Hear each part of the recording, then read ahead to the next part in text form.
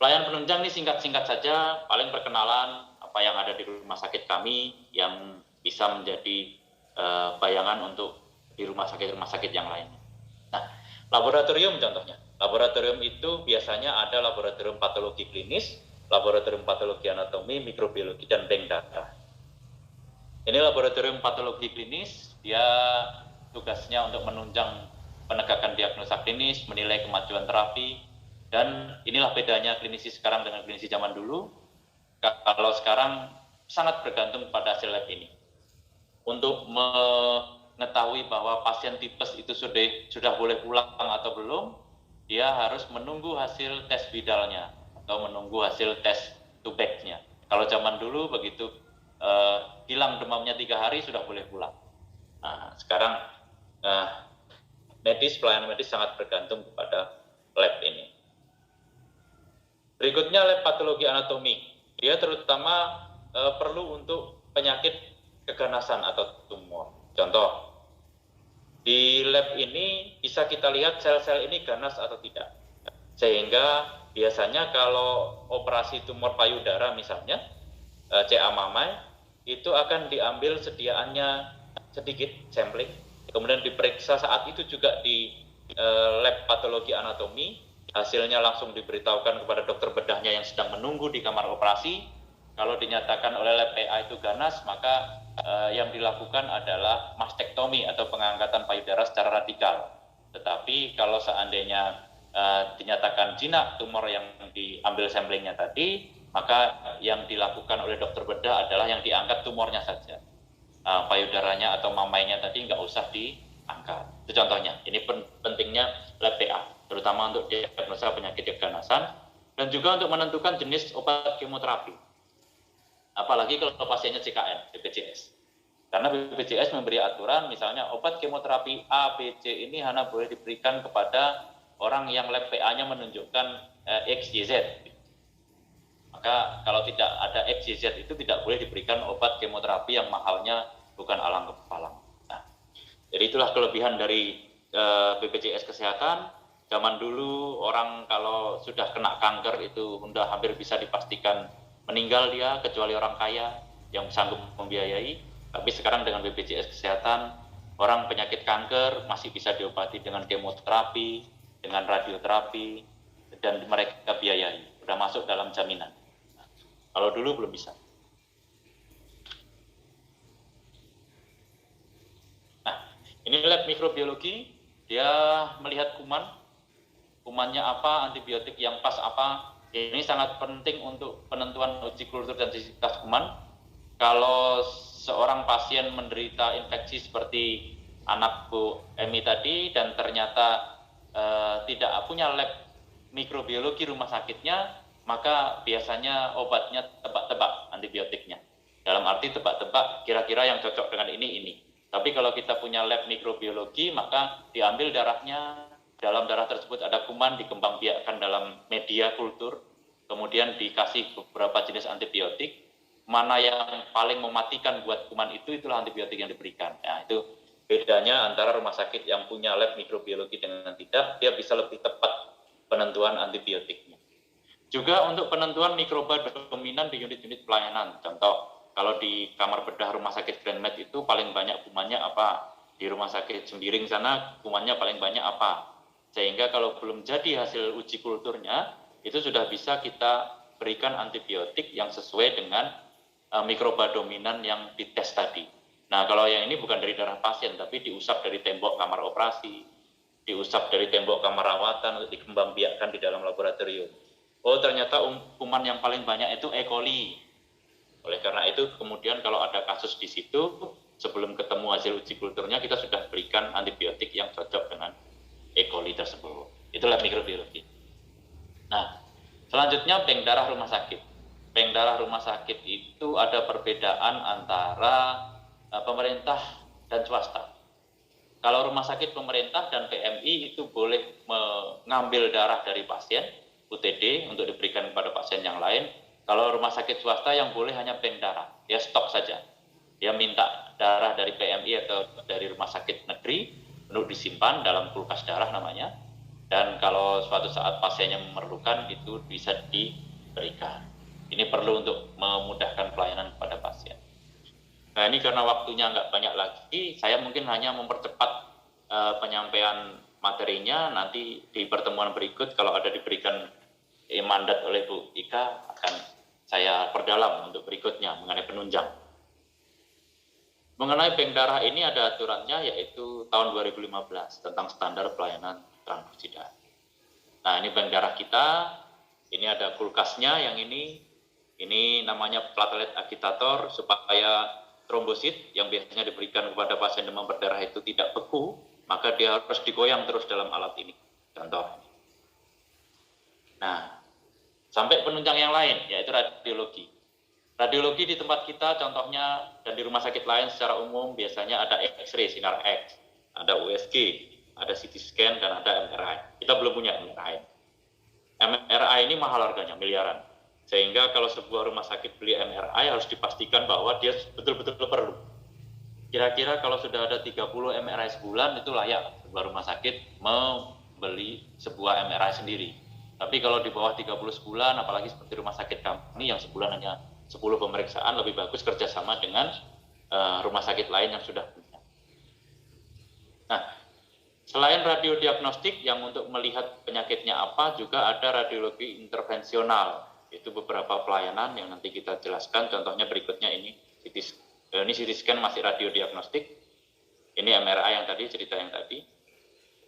Nah, ini salah satu tindakan radiologi intervensional ERCP untuk ngambil batu empedu.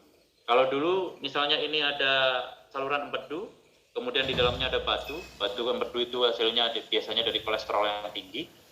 Kalau dulu harus dibedah, dibuka perutnya, kemudian diambil batunya, ditutup lagi dan dijahit kulitnya, sekarang nggak lagi, ada ERCP. Nah, ERCP tinggal masukkan ini, selang yang ada videonya di sini, kemudian batu-batu ini bisa dipecah dan diambil. Dipandu oleh sebuah alat yang namanya SIAM.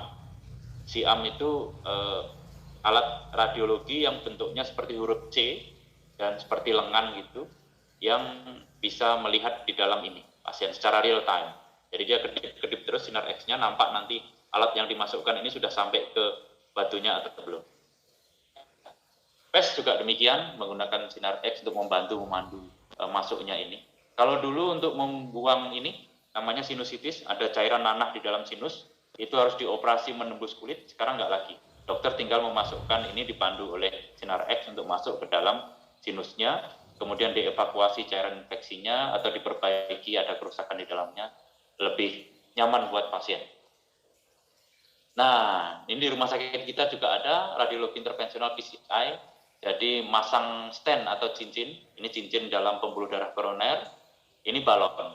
Nah, kadang-kadang ini kan pembuluh darah koroner ada lapisan plak yang menyebabkan penyakit jantung koroner, ini contohnya. Bisa jadi kolesterol, bisa jadi LDL. Nah, kadang-kadang cukup di balon, dimasukkan ini,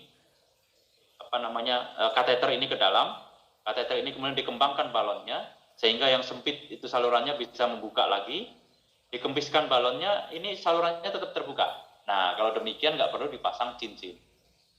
Kalau dengan balon saja nggak cukup, terpaksa dipasang cincin. Cincinnya seperti ini. Masuknya kecil seperti ini, kemudian kalau ketemu di tempat yang mengalami penyempitan, dia dikembangkan. Sehingga tidak menyempit lagi. Ini. Nah, di sini kemudian ditarik ininya, kateternya, dia masih tinggal di dalam. Jadi yang disebut cincin jantung itu nggak seperti cincin merit, cincin kawin. Tapi dia panjang seperti ini untuk mencegah penyempitan kembali. Nah ini harganya mahal, lebih mahal dari emas. Karena masuk ke dalam badan kita. Nah ini ESWL juga ada di tempat kita, dipandu juga dengan sinar X, biasanya SIAM juga. Dia bisa melihat adanya batu di ginjal, kemudian dipecahin dari ini. Shockwave namanya, gelombang kejut. Jadi pecahnya di luar, tanpa operasi, yang mengevakuasi sisa-sisa batu yang pecah tadi adalah dengan minum air yang banyak, pipisnya banyak, maka yang semula sebesar biji kacang ini menjadi seperti serbuk, pasir, bisa keluar. Ini juga intervensi radiologi. WRS juga demikian, kalau ada batu-batu yang bandel nggak bisa ditembak hanya dari luar gini tanpa melukai, maka yang dulu harus dibedah, dibuka perutnya, ini nggak lagi. Tapi cukup, ini contohnya yang laki-laki, dimasukkan ini ke dalam ureternya, sampai di tempat batunya nanti, nah ini seperti ini dipandu oleh radiologi, sampai di tempat batunya, kemudian dikejutkan pakai gelombang kejut juga, tapi gelombang kejutnya tidak sebesar ini. Kalau ini kan besar, ini kecil aja, hanya untuk ngetuk-ngetuk supaya pecah. Setelah pecah bisa dievakuasi oleh ini selang ini. Nah, ini kemajuan radiologi. Nah, yang sekarang baru dipunyai oleh rumah sakit kita dan baru diajukan izinnya adalah radioterapi. Kalau tadi untuk diagnosa, ini untuk terapi. Nah, ini namanya alat Linac. Alat Linac ini adalah rupanya kanker ini sel-selnya lebih sensitif terhadap sinar radiasi dibanding dengan sel normal. Maka kalau ada sel kanker, misalnya sel kanker payudara disinari pakai alat Linac ini, kira-kira 100% sel kankernya mati, maka sel-sel yang normal itu masih 75% yang hidup, hanya 25%. Dengan dasar bahwa sel kanker lebih sensitif terhadap sinar radioaktif. Maka diharapkan dengan disinari ini mati sel kankernya tapi masih hidup sel yang normal, masih bisa berkembang lagi, maka pasien bisa bebas kanker. Nah, untuk kanker-kanker yang secara normal pakai alat ini namanya Linac. Tapi ada kanker-kanker yang di dalam tubuh seperti CA cervix pada perempuan, itu harus selain ini juga dibantu dengan namanya brachytherapy.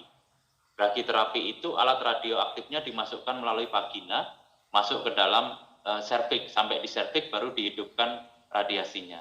Jadi dia dekat, langsung kena kepada tumornya. Kalau ini kan dari jauh. Nah, pelayanan penunjang medik yang lain adalah gizi. Ternyata penyakit itu kan nggak bisa disembuhkan hanya dengan obat saja, tapi dengan makanan juga harus dijaga supaya tidak memperberat penyakitnya atau membantu kesembuhannya. Nah, pelayanan gizi di rumah sakit nggak cuma memberikan makan, tapi juga edukasi dan konseling. Ada screeningnya, ada intervensinya, dan lain-lain. Ini alurnya sesuai dengan anjuran dari Permenkes. Rawat jalan, rawat inap perlu gizi. Nah, ini kondisi di rumah sakit kita. Tiap pasien itu beda ininya. Kalau pasien hipertensi pasti ininya nggak boleh, makanannya nggak boleh tinggi garam. Kalau pasien diabetes pasti makanannya nggak boleh tinggi, mengandung gula yang tinggi. Maka ini distribusinya dilakukan di instalasi gizi. Ini proses masaknya, ini hoodnya. Supaya nggak pengap orang ini nggak penuh asap, maka asap ditarik oleh hood ini. Exhaust fan masuk ke sana. Jadi mereka walaupun kerja di instalasi gizi, tapi keluar dari situ baunya tetap wangi parfumnya. Nah, ini CSSD, pelayanan Central Sterilization. Jadi kalau sebuah rumah sakit angka operasinya tinggi, dia nggak bisa pakai alat rebus-rebus lagi. Dia harus sterilisasinya di satu unit yang khusus namanya CSSD. Ini yang sudah disterilkan seperti ini. Ini adalah alat operasi, sudah dibungkus dalam alat ini, kedap kuman. Kuman nggak bisa masuk, dibawa ke kamar operasi, dibuka langsung bisa dipakai. Ini dia tempat penyimpanannya sebelum didistribusikan dalam kantong-kantong. Ini bedanya dengan yang zaman dulu, direbus dan dipanggang dalam ini, oven. Nah, laundry pun di rumah sakit tidak sembarangan, karena ada pedoman manajemen linen di rumah sakit oleh Kemenkes. Nah, fungsi dari laundry dalam pengobatan adalah dia kalau pakaiannya saja mengandung kuman, maka bisa jadi bukannya sembuh, makin banyak penyakit yang diderita pasien yang dirawat di rumah sakit. Oleh karena itu laundry-nya harus bagus. Nah, ini laundry kita. Ini yang infeksius, penyakit infeksi pasiennya, maka nggak boleh disatukan dengan yang non-infeksi. Untuk infeksi, mesin cucinya sendiri, mesin pengeringnya sendiri. Yang non-infeksi, mesin cucinya yang umum. Nah, ini bedanya. Pelayanan lain di rumah sakit, ada housekeeping yang membersihkan ruangan pasien, ada security, satpam, ada teknisi elektromedik yang mengurusi maintenance dan pemeliharaan alat kesehatan. Teknisi umumnya juga harus banyak, karena yang spesialis listrik ada, spesialis air ada, gas medisnya juga ada. Yang ngurusi oksigen habis, seperti yang diperingati kemarin itu teknisi gas medis. Kalau sempat dia tidak bekerja dengan benar, nanti bisa tabung yang harusnya berisi oksigen malah berisi gas lain atau kosong. Nanti yang bertanggung jawab dia. Maintenance fasilitas juga demikian, harus ada orangnya khusus. Maka sebuah rumah sakit itu tidak hanya padat modal, tapi juga padat karya. Untuk rumah sakit seperti kita saja, yang swasta, yang sangat efisien, dengan tempat tidur 320, kita memerlukan sampai 800 pegawai. Sebelum sebulan yang lalu, saya melakukan studi banding ke rumah sakit di Balikpapan, rumah sakit umum daerah miliknya provinsi, di Kalimantan Timur, namanya Rumah Sakit Kanu Joso. Dia tempat tidurnya itu 540, tapi pegawainya 1.600. Nah, tentu kami nggak sanggup harus seperti itu, karena untuk menggaji karyawan di era pandemi seperti ini, juga di era BPJS itu sangat berbeda dengan ketika belum terjadi pandemi. Nah, itu kira-kira karena waktu kita pun mepet, sudah hampir habis, maka kalau ada pertanyaan silahkan di WA-kan ke sini. Nanti PowerPoint-nya saya kirimkan ke Bu Ika ya, mintanya sama Bu Ika ya, rekan-rekan ya. Ya, Pak. Ya, silakan. Udah? Mau nanya atau udah? Udah kan? Oh, tapi tadi disuruh WA-kan ke nomor itu, Pak. Oh iya. Kalau ada pertanyaan, kalau enggak usah di WA ya. Oke, nanti saya kirimkan PowerPoint-nya kepada Bu Ika, karena waktu yang diberikan sama saya sampai 12.45, ini sudah 12.47, nanti saya bisa dianggap korupsi waktu nanti, karena melebihi yang diberikan. Demikian kira-kira rekan-rekan, mohon nanti pertanyaannya bisa disampaikan kepada nomor yang sudah ditayangkan. Selamat siang, selamat beraktivitas yang lain. Wassalamualaikum warahmatullahi wabarakatuh.